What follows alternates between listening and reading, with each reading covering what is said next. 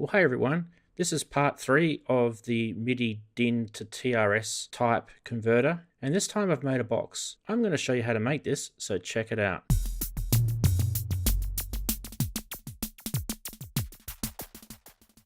Okay, so first we're going to start off with this hobby box, I guess you call it. First thing that we need to do, we're going to measure where all the stuff goes. A 15mm MIDI socket, a rectangle in the middle for the switch, and then there's a 6mm marker for the stereo audio jack.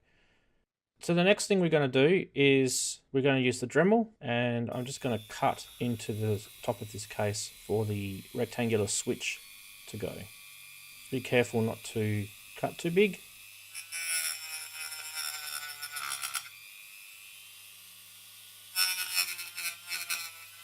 I'm just going to route out the rest of that hole with this tool here. Makes a hell of a mess. Just clean up a little bit. Okay, let's see if the switch fits into it. Yeah, not quite. We'll have to give it another go.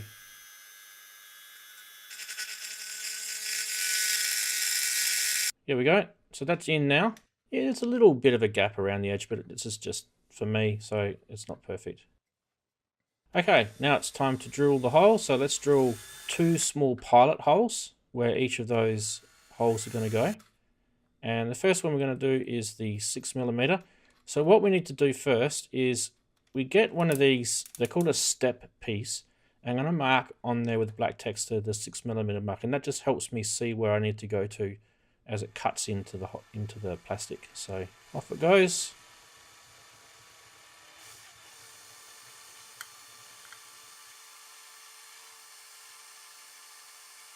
Let's give it a test. It's not quite there.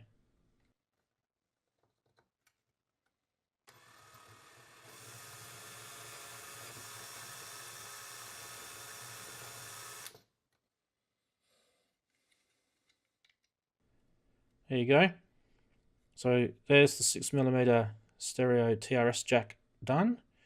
Now we're going to use a larger piece for 15mm hole. First I'm going to just get it to about 8mm, and then I can use the extra large bit.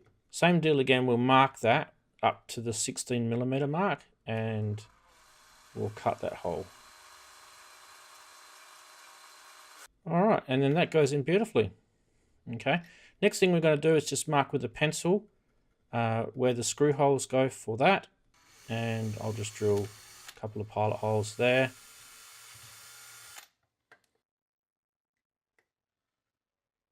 Now these screws aren't, this is all I had lying around, these aren't the right size, but they'll be okay now just to hold it in for now. And actually I need to get some more screws for the switch as well. But this will do for now. This is not going to go anywhere. Okay, now it's time for wiring. So let's refer to the wiring diagram that we used in part A and part B of this video.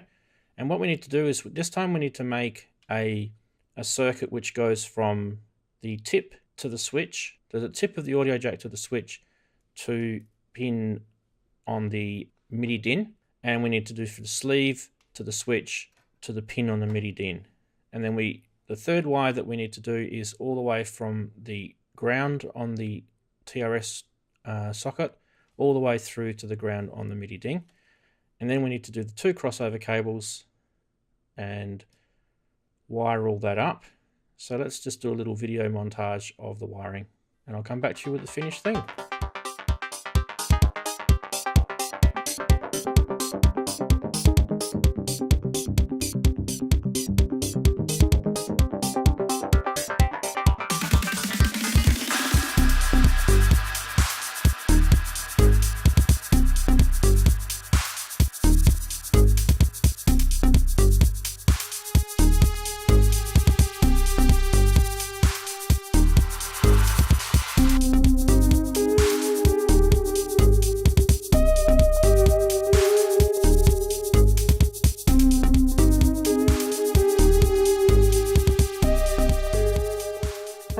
So the benefit of this particular version is that we've got the ability to use any MIDI cable and any stereo or TRS 3.5mm cable.